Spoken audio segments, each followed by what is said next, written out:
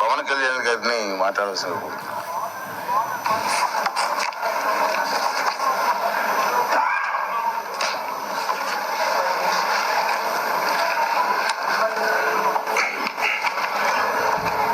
16వ శాసనసభకి ఏకగ్రీవంగా ఎన్నికైన సభాపతి శ్రీ చింతకాయల అయ్యన్న పాత్రుడు గారికి హృదయపూర్వక నమస్కారాలు, మీ శుభాకాంక్షలు. ఇది మొదటిసారి అసెంబ్లీలోకి అడుగు పెట్టడం. ఇలాంటి సుదీర్ఘ రాజకీయ అనుభవం దాదాపు 7 సార్లు ఎమ్మెల్యేగాను, ఒకసారి పార్లమెంట్లో అడుగుపెట్టిన మీకు, Panchayati Raj, technical education, forest, R and B అనేక మంత్రిత్వ శాఖల్ని సమర్థవంతంగా నిర్వహించిన మీకు ఈ సభాధ్యక్షుడు, ఈ స్పీకర్ స్థానంలో కూర్చోవడం చాలా ఆనందంగా ఉంది. ఎన్ని దశాబ్దాలు ప్రజలు రాజకీయ జీవనంలో, ఎన్ని దశాబ్దాలు ప్రజలు మీ వాడి వేడి చూశారు.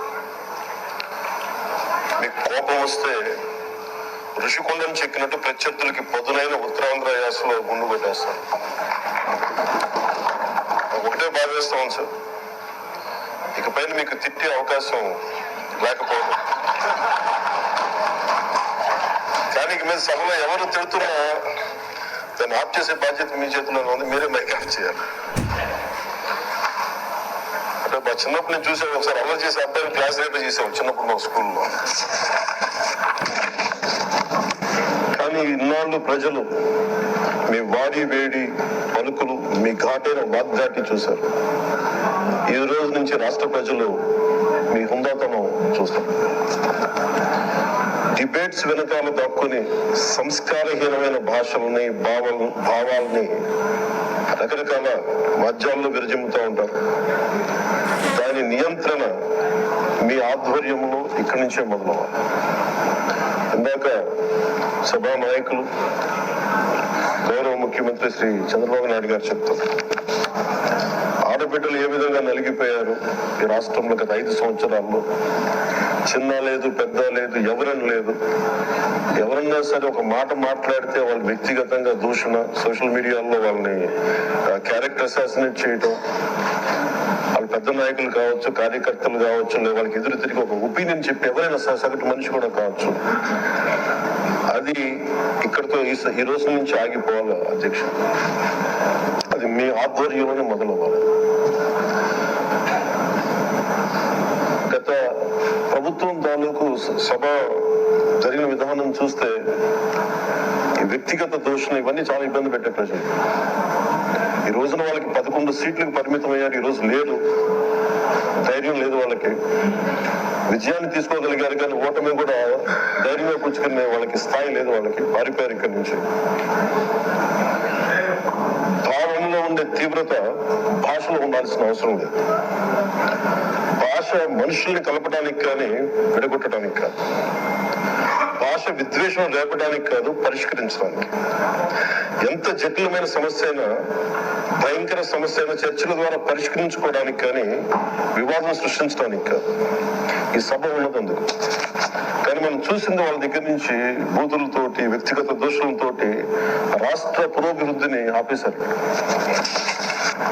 అలాంటి సభ కాకుండా మన పెద్దలు శ్రీ గౌరవ ముఖ్యమంత్రి చంద్రబాబు గారు చెప్పినట్టుగా ఇది భవిష్యత్తుకి ఇది ఒక ప్రమాణం అవ్వాలి.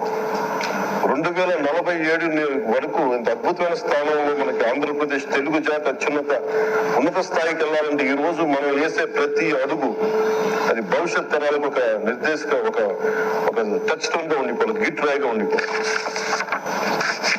ఈ రోజు నీ సభలో ఉన్న గౌరవ సభ్యులందరూ చట్టాలు చేయడానికి ఉన్నారు, చట్టాలు ఉల్లంఘించడానికి కాదు. విభేదించడం అంటే ద్వేషించడం కాదు, వాదించడం అంటే కొట్టుకోవడం కాదు.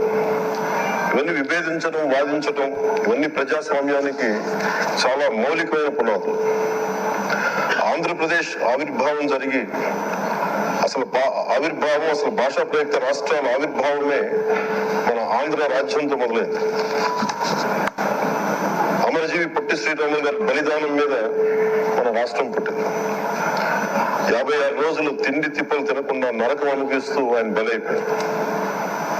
ఆయన మరణానికి చేరువవుతూ ఆమరణ నిరాహార దీక్ష చేసిన ప్రతి రోజు మనకి దాదాపు ఈ సుదీర్ఘమైన 6 దశాబ్దాల కాలం 1.5 సంవత్సర కాలం అంటే ఆయన ప్రతిరోజు చావుకు చేరువవుతూ భోజనం లేకుండా ఆయన గడిపిన ప్రతిరోజు మనకి 1.5 సంవత్సర కాలం.